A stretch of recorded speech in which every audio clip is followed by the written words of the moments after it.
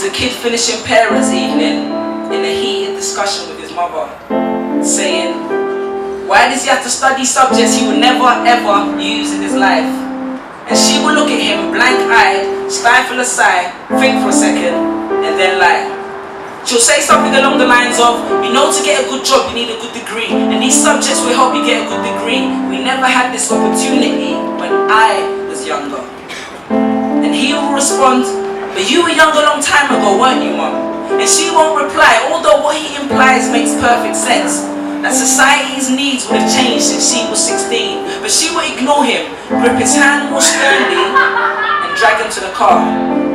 But what she won't realise is, she won't lie just to shut him up.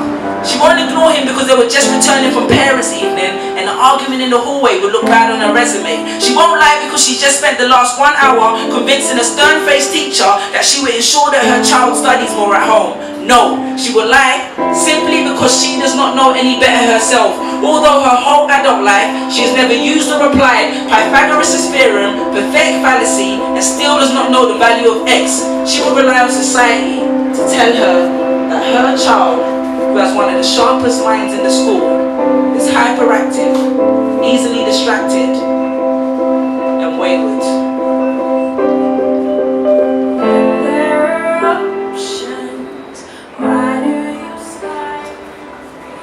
When I wrote this, it was based on the premises that I will not let an exam result decide my fate.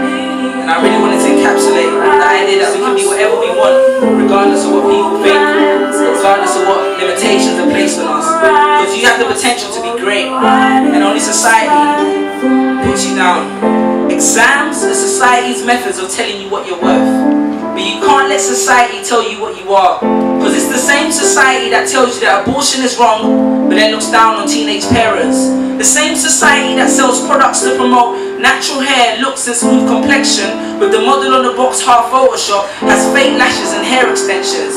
With pastors that preach charity, but own private jets. Imams that preach against greed, but all fat. Parents that say they want educated kids, but constantly marvel at how rich Richard Branson is. With governments that preach peace but endorse wars. If they believe so much in the importance of higher education and further learning, then why increase tuition fees every single year? I believe Miss Jefferson when she took me into her office and said that my exams would be imperative to my success, because we was taught to always follow when Miss Jefferson led. But then I took Jefferson out of the equation, learned to think for myself. I realized we was taught to always follow when Miss led. The irony.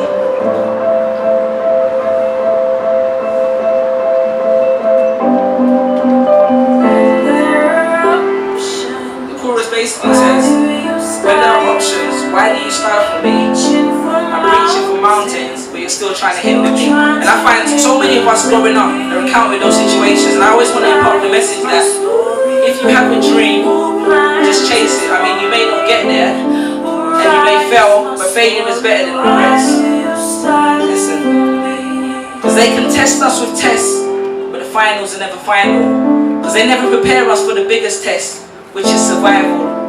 And what I suggest is fairly outlandish, so I do not expect everybody to understand this, except for the kids who knows what it feels like to be worth no more than that D or that A that you get on results day.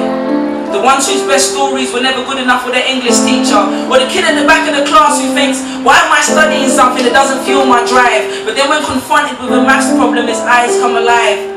So this one is for my generation. The ones who found what they were looking for on Google, followed their dreams on Twitter, pictured their future on Instagram, and accepted destiny on Facebook. This one's for my failures and my dropouts. This one's for my unemployed graduates. This one's for my cashiers, cleaners, sales assistants with bigger dreams. For my world changers and my dream chasers.